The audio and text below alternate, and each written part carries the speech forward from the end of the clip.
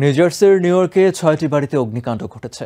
এতে ১৩টি পরিবারের প্রায় ৫০ জন বাসিন্দা বাস্তুচ্যুত হয়েছে বলে জানিয়েছেন New York public safety director Emmanuel Miranda. শনিবার দিনগত রাত ১টার দিকে অগ্নিকাণ্ড ঘটে বলেও জানান তিনি। এতে ২ ফায়ার ফাইটার আহত হয়েছেন বলে জানিয়েছে পাবলিক সেফটি ডিরেক্টর। এসব বাড়িতে আগুন লাগার কারণ বা কে বা কারা এর সঙ্গে জড়িত তা তদন্ত করছে কর্তৃপক্ষ।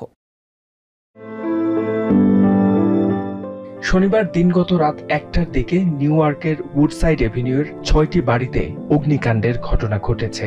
এতে ১৩টি পরিবারের প্রায় ৫০ জন মানুষ বাস্তুচ্যুত হয়েছেন বলে জানিয়েছেন New York public safety director Emmanuel Miranda.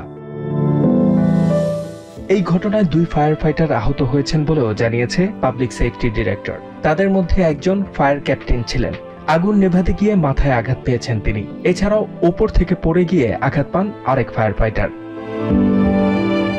New York public safety director Emmanuel Miranda আরও জানান, অগ্নিকাণ্ডে নিরাপদ স্থানে সরিয়ে নেওয়া হয়েছে অন্তত ৪৪ বাসিন্দাকে। পরে রবিবার সকাল ৬টা ১০ আগুন নিয়ন্ত্রণে আসে বলেও জানান এই কর্মকর্তা। স্থানীয় এক বাসিন্দা জানান, অগ্নিকাণ্ডের সময় ধোঁয়ার গন্ধে ঘুম থেকে জেগে ওঠেন তিনি। ইমানুয়েল মিরান্ডা বলেন, এসব বাড়িতে আগুন লাগার কারণ ও কে বা কারা এতে জড়িত তা তদন্ত করা হচ্ছে। HM. Ataullah, TVN 24 news desk.